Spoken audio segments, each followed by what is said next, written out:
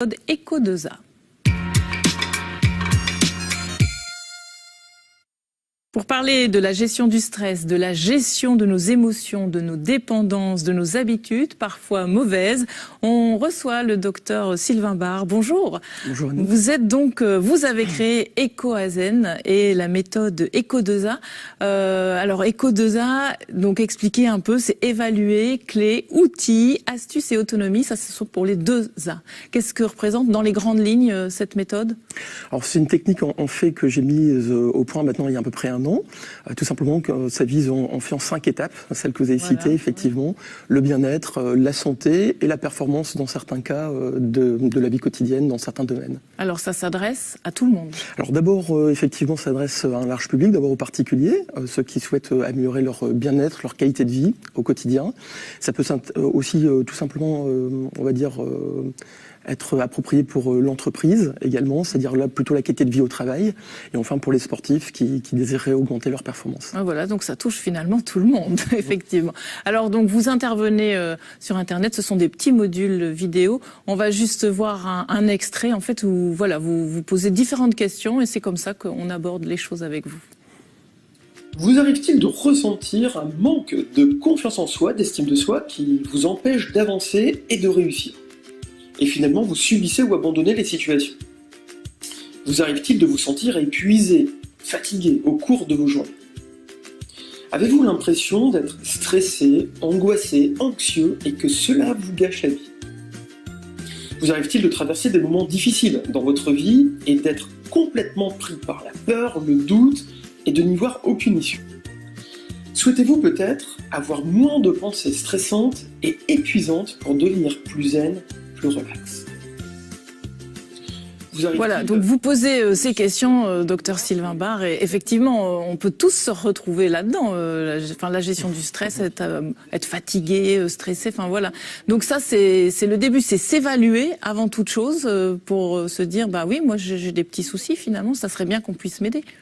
Oui, tout à fait. La première étape vraiment de la méthode, c'est d'abord de faire une évaluation à 2 niveaux. Le premier niveau, c'est d'abord un niveau, je dirais, de sa psychologie, de sa condition mentale.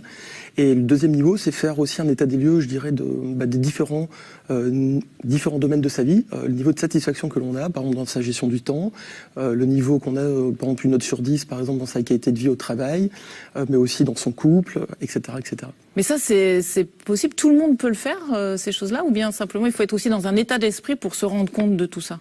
Alors c'est ouvert quand même à un assez large public, effectivement, il faut quand même être assez ouvert, il faut être proactif, il faut avoir envie effectivement de fournir un effort. Il y a quand même une chose qui est importante peut-être à rappeler, c'est cette notion de condition mentale. Je dirais c'est comme le sport, c'est-à-dire que si vous pratiquez régulièrement du sport, vous allez augmenter votre condition physique. Si vous faites une séance de sport par an, il n'y aura aucun impact sur la condition physique. Et je dirais la condition mentale, c'est la même chose. On a tous une condition mentale. Et après, soit on ose sortir de sa zone de confort pour la travailler régulièrement, avec un entraînement quotidien, par exemple, de quelques minutes. Et là, effectivement, on peut espérer avoir effectivement de bons résultats sur sa qualité de vie, sur son bien-être ou sur son mental. Bon, donc on a envie de changer les choses, on a envie de là. Donc vous allez apporter des astuces, des petites clés pour les gens qui nous écoutent. C'est bien ça le principe de votre méthode? Exactement. Ça, c'est la deuxième étape. C'est-à-dire une fois qu'on a fait une évaluation un petit peu de tout ça, on va après avoir une sorte de mode d'emploi, je dirais, simplifié du cerveau, accessible au grand public. Et là, donc, du coup, pour moi, il y a 10 clés fondamentales à connaître, et dont certaines clés, ça peut être comme, effectivement, apprendre à lâcher prise, par exemple, et à gérer le stress, mais il faut connaître des astuces, il faut connaître un peu tout ça. Donnez-nous un exemple d'astuce, par exemple, pour lâcher prise. On fait comment? Si on est comme ça tout le temps, comment on fait pour lâcher? Alors, il y a des techniques d'urgence, je dirais, des techniques aussi qui se travaillent sur le fond, qui se travaillent sur le moyen et long terme. Donc, des techniques plutôt qui vont être très efficaces, ça va être notamment la relaxation. Bon, ce qui est très à la mode, c'est la méditation de pleine conscience actuellement, peut-être le yoga, la sophrologie. Ça demande une pratique quotidienne. On voit que les études scientifiques montrent qu'au bout de 8 semaines, on peut avoir vraiment un effet tangible sur le comportement. Après 8 semaines d'entraînement, à raison de 30 minutes par jour d'entraînement. Par contre, après, les techniques d'urgence, notamment les techniques de respiration profonde, ce qu'on appelle aussi la cohérence cardiaque, le fait de respirer plus lentement et d'expirer plus lentement, etc. Et sinon, souvent, je donne une astuce très simple, c'est le fait de respirer une respiration montante. Je ne sais pas si vous voulez même tester, ça dure quelques instants. Allez, on y va. Donc, je vous invite, par exemple, à fermer les yeux, si les téléspectateurs veulent le faire également. C'est tout simplement les yeux fermés, d'avoir l'impression que l'air, en inspirant profondément par le nez, Eh bien, l'air monte jusqu'au cerveau, jusqu'à la tête. C'est une impression, c'est une sensation. Allez-y, donc soufflez lentement.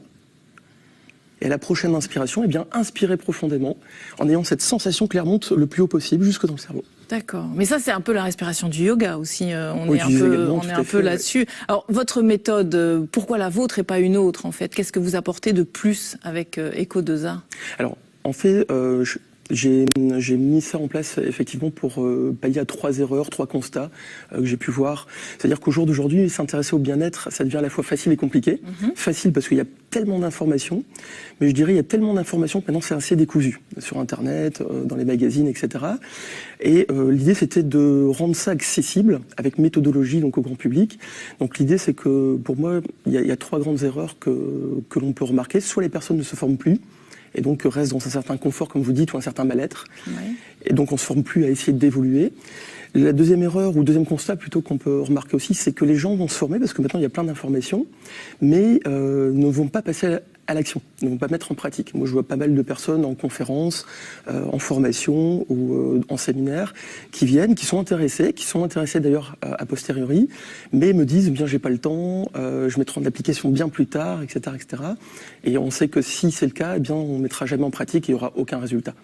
Et enfin, c'était le troisième constat important, c'est que les gens vont se former de plus en plus avec Internet, les formations, les séminaires, mais il n'y a pas de méthodologie. C'est-à-dire que voilà, on voit pas mal de personnes qui vont faire 2 séances peut-être de yoga, 2 séances de sophrologie, 2 séances d'auto-hypnose, et vont me dire j'ai tout essayé, ça ne marche pas.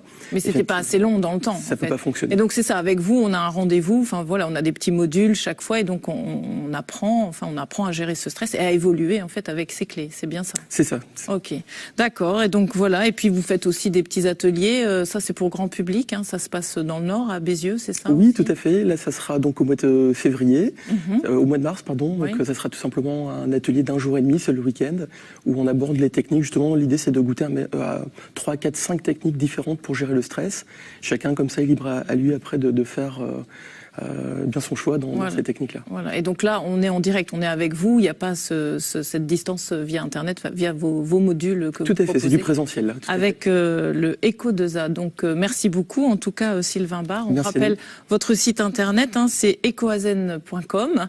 Et puis voilà, vous découvrirez la méthode Eco2A sur ce site. Et puis bonne continuation. J'espère qu'on vous a donné un peu de clés pour relativiser. Merci beaucoup. Merci beaucoup Annick, merci. Voilà, merci de votre fidélité. On se retrouve bientôt.